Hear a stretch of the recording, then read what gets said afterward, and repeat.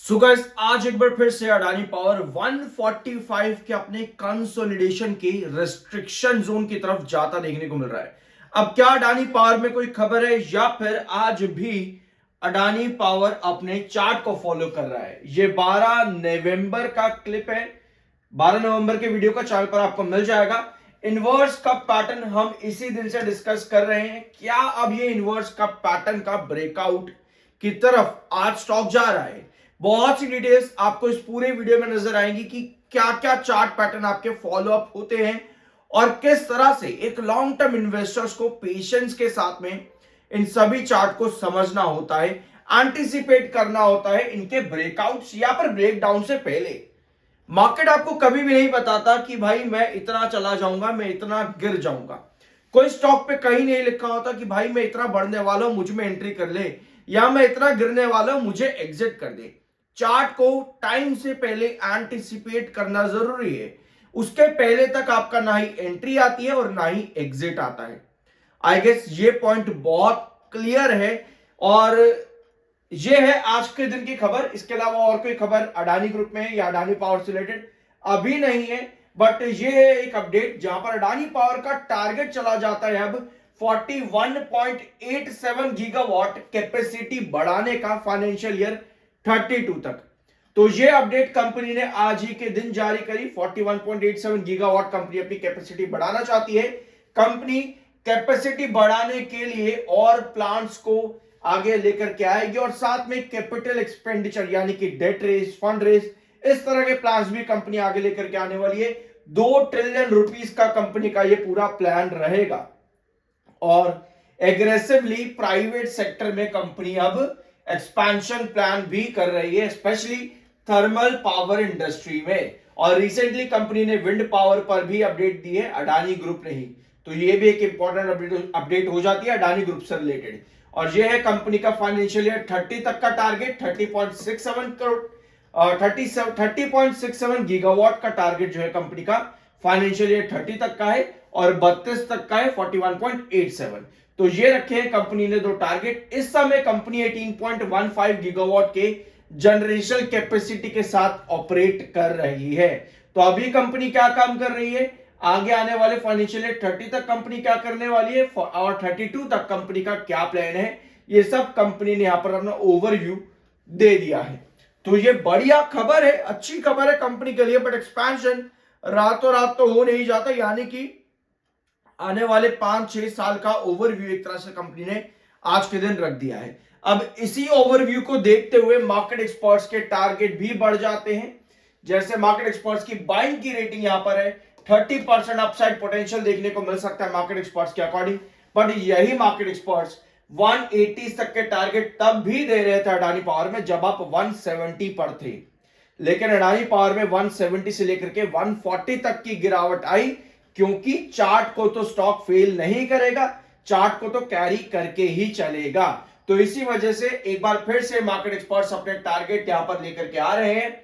और फिर से मार्केट एक्सपर्ट्स की अब बाइंग की रेटिंग 30% अपसाइड पोटेंशियल के साथ में, जहां पर मार्केट एक्सपर्ट्स का कहना है कि कंपनी का कैपेसिटी एक्सपेंशन 2.3 टाइम्स बढ़ता देखने को मिलेगा और 41.9 गीगावाट का कंपनी फाइनेंशियल ईयर 33 तक एक्सपेक्टेशन है कंपनी की अचीव करने की। ऑल्दो कंपनी ने जो आज अपडेट दी है वहां पर फाइनेंशियल ईयर 32 कंपनी ने मेंशन किया है।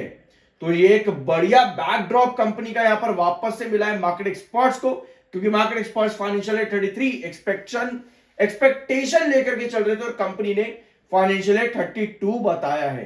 तो इसी वजह से मार्केट एक्सपर्ट्स के एक्सपेक्टेशन पर कई बार आपने देखा होगा, अगर कंपनीज मार्केट एक्सपर्ट्स के एक्सपेक्टेशन के ऊपर खड़ी उतरती हैं तो आपको शेयर पर भी उसका इफेक्ट देखने को मिलता है। तो कहीं ना कहीं यही चीज आज के दिन अडानी पावर में देखने को भी मिली है। तो यह है आज के दिन की अपडेट। इसके अलावा मार्केट ने भी अपना रंग यहां पर दिखाया है अडानी पावर के अंदर, क्योंकि मार्केट ओपनिंग सेशन में अच्छा था, फिर अचानक से लगभग 11:30 बजे के आसपास आपको डिप मिलता है और 12 बजे के बाद से मार्केट वापस से रिकवरी पर है। और यही प्रॉपर ट्रेजेक्टरी आपको आज के दिन अडानी पावर पर भी मिल रही है। और अडानी ग्रीन एनर्जी, जिसके वीडियो चैनल पर अवेलेबल है, जरूर देख लेना, वहां पर भी आपको सिमिलर ट्रेजेक्टरी मार्केट की फॉलो करता देखने को मिल जाएगा।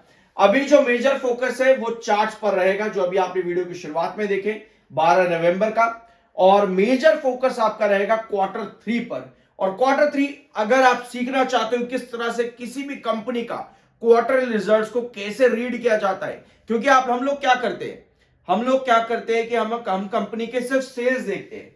हम कहते हैं कंपनी ने बहुत बढ़िया सेल दिया, लेकिन कंपनी का ग्रोथ नहीं देखते।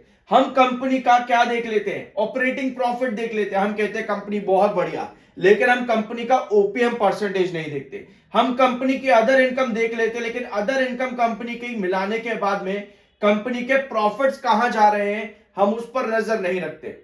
अगर इन्हीं सब चीजों को आप डिटेल में सीखना चाहते हो तो आज 4:30 बजे एक इंपॉर्टेंट लाइव सेशन है, ज्वाइन कर सकते हो। पेड होगा, ऑफ कोर्स फ्री नहीं है। लिंक आपको डिटेल्स डिस्क्रिप्शन बॉक्स में मिल जाएगी किस तरह से ज्वाइन करना है, ठीक है। अगर करना चाहो तो ही मैसेज करना, अदरवाइज किसी को कोई कंपल्शन यहां पर नहीं है। MF5 43.3 का है, 39.6 का आपका RSI है, टेक्निकल्स न्यूट्रल है। अब यह है आपका चार्ट पैटर्न अडानी पावर में।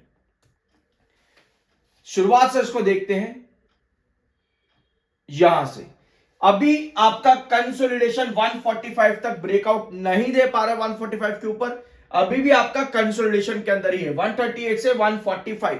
इनवर्स का पैटर्न आपको स्लो मोमेंटम शो करता है, बिल्कुल उसी तरह से जिस तरह एक कप एंड हैंडल का मोमेंटम चलता है। कल मैंने आप लोगों को एक टास्क दिया था कि अडानी पावर में पिछला चार्ट जरूर चेकआउट करना कि किस तरह से आपका कप एंड हैंडल बना था, लेकिन आई बिलीव कि किसी ने इतनी हिम्मत नहीं दिखाई होगी कि मेहनत करे थोड़ी सी, जाकर के देखे। तो कोई बात नहीं, मैं आप लोगों के लिए एक बार फिर से ले आया हूं।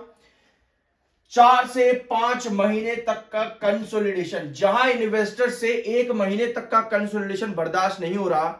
सोचो, एक टाइम था जब कंपनी ने इतना लंबा कंसोलिडेशन भी किया था, ऑल्दो मुझे भी मालूम है कि स्प्लिट आया and all, but cup and handle pattern पर आपका लंबा कंसोलिडेशन चलता है, इस बात को हम टाल नहीं सकते।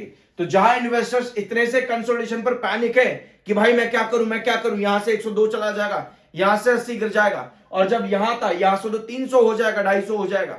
जब इतनी जल्दी एक इन्वेस्टर पैनिक होता है, इन्वेस्टर अपने आप का ही दुश्मन बन जाता है, एक रिटेलर अपने आप का दुश्मन बन जाता है, क्योंकि ये चीजें समझनी आसान नहीं होती और इतनी मुश्किल भी नहीं है। कप एंड हैंडल पैटर्न, उसके बाद आपकी गिरावट क्यों मिली 174 से, डबल टॉप पैटर्न, ये सब चीजें चार्ट पर डिस्कस है ऑलरेडी। इसके बाद इनवर्स कप पैटर्न जिसका कंसोलिडेशन चल रहा है। आप कभी भी किसी भी स्टॉक को देख करके नहीं कह सकते कि भाई ये कंपनी है बहुत बढ़िया दिख रही है, 200 हो जाएगा, 300 हो जाएगा, 400 500, भाई ले लो, लिख करके ले लो। ऐसे मार्केट नहीं चलता है। चार्ट्स को हमें एंटीसिपेट करना होता है, और चार्ट भी आपको तब तक नहीं बताता कि भाई मैं इतना होऊंगा या उतना होऊंगा, जब तक वो एक्चुअल में उतना नहीं हो जाता। अब आप कहोगे ये तो बेवकूफी वाली बात हुई, लेकिन चार्ट्स आपको एंटीसिपेट करना सिखाते हैं कि हां, अगर मैं कंसोलिडेट कर रहा हूं, मैं एक इनवर्स का पैटर्न शो करने की कोशिश कर रहा हूं, तो आपको पता लगता है कि हाँ, ये एक्सपेक्टेशंस कंपनी से है, ये चार्ट से एक्सपेक्टेशन है, क्योंकि कंपनी आपके एक्सपेक्टेशंस के अगेंस्ट जा सकती है, बट चार्ट्स आपके एटलीस्ट 90% एक्सपेक्टेशंस के अकॉर्डिंग चलेंगे। अगर 10% आपके एक्सपेक्टेशंस के अगेंस्ट जाते भी हैं, तो आपको एक चीज पता है कि ये जो ट्रेंड्स मार्क होते हैं 138 145, ये कैसे होते हैं, ये होते हैं पुराने चार्ट्स को फॉलो अप करके। यानी आपको पता है कि अगर 10% यहां पर गलती होती भी है, तो उस गलती को सुधारने के लिए मेरी नेक्स्ट बेस लाइन क्या है, 124।